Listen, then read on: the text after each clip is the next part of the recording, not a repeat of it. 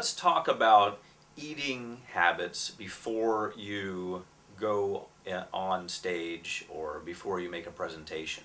Now, I want you to realize that you are going to be in front of people for quite some time, and you can take a break at any time.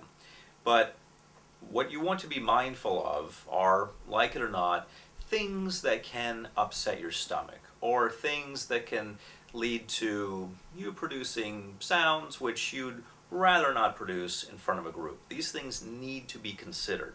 So, if you are in the habit of eating foods which will produce results that you would rather not have produced in a public way, I want you to be very mindful of what you're taking in right before you go on stage and even the night before. So if you're doing a series of talks, let's say you're doing 4 days, I want you to be very mindful of that the entire time.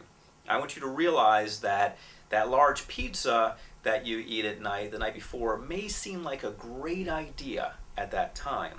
Or the chocolate brownie at lunch may seem like a great idea at lunch, but I want you to start thinking about the implications. So keep in mind the results that are going to happen, and sometimes things just may disagree with you, and you know that. So you need to be very mindful of how you're treating your body, because how you treat your body is how your body is going to treat you. Your body is an instrument through which you're delivering the NLP information.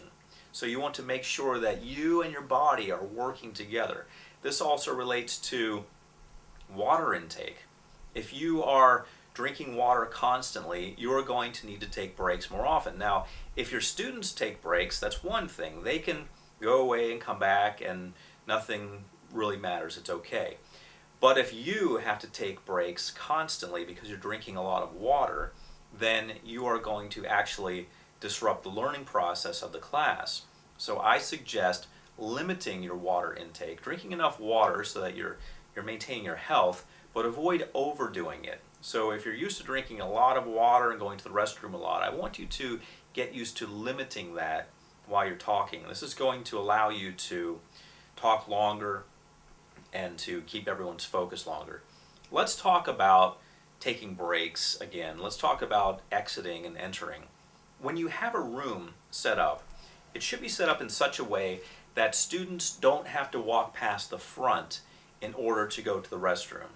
This does two things. Number one, it keeps students from disturbing the class. Number two, it keeps students from being intimidated about leaving. So what you want to do is make sure that the room is set up in such a way that there is at least one exit that's behind the students. In other words, if a student's facing this way, the exit is back there. Or at the very least, it's on their sides, but never is the only exit where you are. So if you are in some sort of a conference room where there's only one entrance and one exit, make sure that that is behind the students or at least right next to them.